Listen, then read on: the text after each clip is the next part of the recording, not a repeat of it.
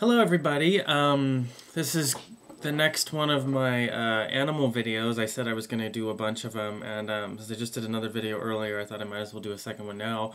I said that I said on my channel that I have a lot of different animals, but most of them are turtles, and so I thought I would do turtles this time. I did the snake last time, and I do the turtles this time. And the turtles I have right now with me right here, they're in a bin on the chair over there, because I'm on the desk now, and they just would walk off the desk. Because they do that, are called spiny turtles, and they're from Asia, Indonesia, that kind of thing. More Indonesia. I think they're pretty isolated there. But anyways, so I've had them for about, I'd say, roughly 4 years or so. They're really quite beautiful turtles, and so without further ado, let me grab them. Hang on just a second. So here we go. These are the spiny turtles. I have, let's see, get you in the thing. I have 4 of them, but I only brought in 2 because 4 would probably just be, it's like having 4 little kids on top of my desk, and it'd just be end badly, I'm sure. As you can see, this one is just really not having any of this and is clawing me.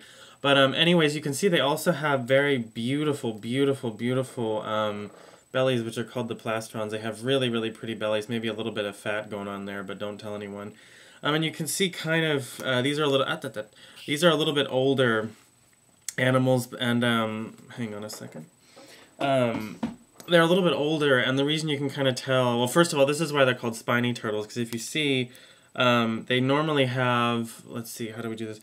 Spines all the way around the edges, like there'd be spines here and here and so forth, and you can see it's real spiny down here, and these are actually really quite sharp. But they look, when they're very young, like saw blades, basically. And the older they get, the more worn off they get. Oh, hello. And these are both females. This one's a little bit small to tell yet, but yeah, I'm pretty sure she's a female.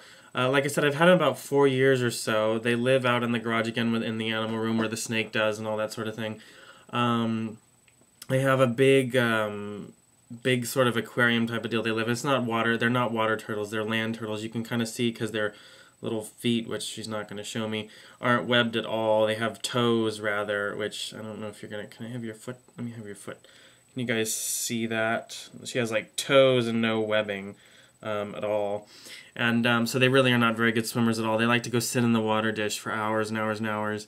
But that's about it. And this one's actually quite a bit calmer. I just hope she doesn't pee on me. They have a tendency to do that. They get fed a wide variety of, fruits and vegetables. They'll even eat things like baby pinky mice. Very rarely. They'll eat earthworms sometimes. They don't really mind. Don't seem to like mealworms or crickets very much.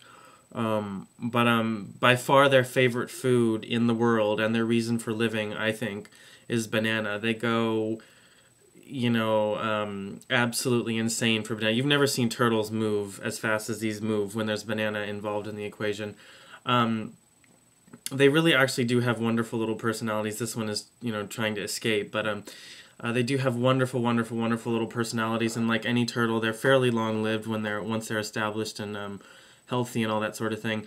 The big problem is I got a couple of them as freshly wild-caught, which basically means someone went out in Indonesia and then, say, whatever, a month later, they were shipped into, went out into Indonesia and caught them, out into the forests and so forth, and caught them, and then a month later or so they get shipped into the United States, and when they're shipped, they're not treated very well at all. In fact, some of the spines around the edges get broken off in shipping because they're tossed onto concrete floors and piled into boxes and crates.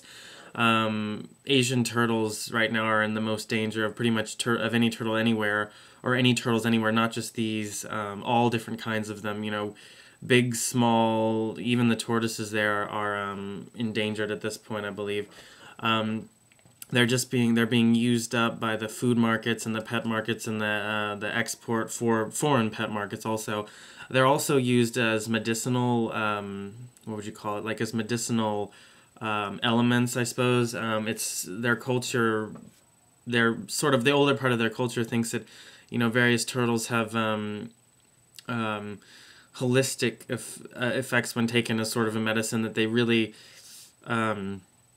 most likely don't have. I don't want to diss their culture, but anyways, so I mean, an example of how rare things are getting there, or how fast things are disappearing, is There are certain species of turtles. They're like, say, like the big-headed turtle or the Chinese big-head turtle. There's a couple different subspecies, but anyways, they used to be, say, 10, 12 years ago, readily available for 20, 30 bucks, sometimes 50 or 100. Now you can't find them for less than, say, 12 or $1,300, sometimes even more if they're bigger. And unfortunately, it looks like the way these guys are going to be going, they're going to be going down the same road. These guys aren't that rare yet. I mean, they're rare, they're uncommon, you're unlikely to see too many more of them, especially probably here on YouTube, but these cost me, I think, about $100 each, something like that. But I mean, in reality, give it, say, 10 years, and they'll probably be worth, in reality, quite a bit more than that. And not that I think that's a good thing. I mean, I'll be sitting on more money, but I mean, that's not the point. The point is that they're getting rarer and rarer, and more endangered. And it's one of the problems, especially with turtles like these, is they do not breed very well in captivity. They usually only lay one egg at a time, which kind of shows you that, even in the wild, they're not as but they're not as adept at replenishing the population. And so, you're taking, say, 10,000 adults out of the wild every year, when really there are only, say, 2,000 or 3,000 actually being born. So at that rate, you're not going to have many left if you keep doing that. And these have only ever been bred in captivity, I think maybe 2 or 3 times. It might be a few more at this time, but I mean, you get the idea that they do not breed readily at all in captivity. And another problem is with all the turtles there is they're treated horribly before they're shipped anywhere else, whether it's the United States or wherever it happens to be. They're treated absolutely horribly, again, with the spines and so forth. So the ones that do make it here are usually too stressed and sick and diseased and parasitized and dehydrated. The list goes on and on and on.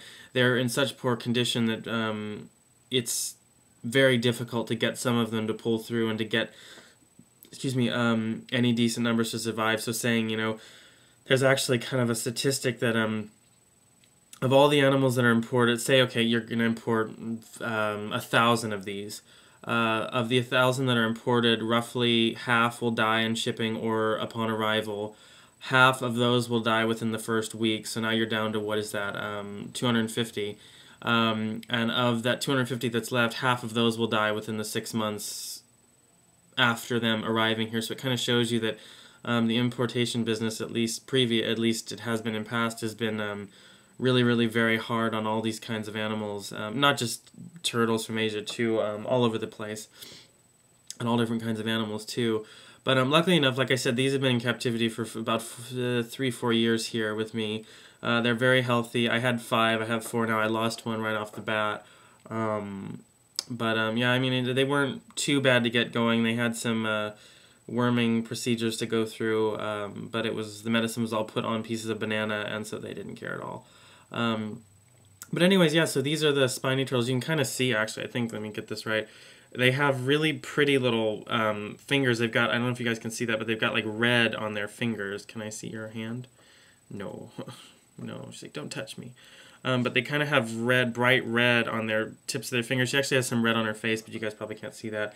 And like on her feet, you can see there's like some pink, yellow, kind of more of a pinkish red color there. And like on the very tip of her tail, as she pulls away, there's kind of bright red coloring, and that's really actually quite bright red and vibrant.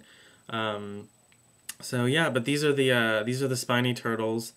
Yeah, I mean, I've had them, like I said, about 4 years, I'd say, and I think in that time they've definitely become more and more domesticated. They'll even, like, if I let them out and just walk it around the backyard or whatever like that, or in a pen or what have you, they'll actually come over to me, and if I'm not wearing shoes, occasionally I've had them come up to me and try to bite my toes, assuming, I guess, banana or something, big pink thing that looks really good, I suppose. But anyways, so yeah, those are the spiny turtles, and I think that's all the time we have, and all we have to show you guys right now. So yeah, thanks again for watching, and watch for more of these. We have more turtles and a couple more animals to go through, and thanks for watching, and please subscribe, and yeah, I'll talk to you guys later. Alright, bye-bye.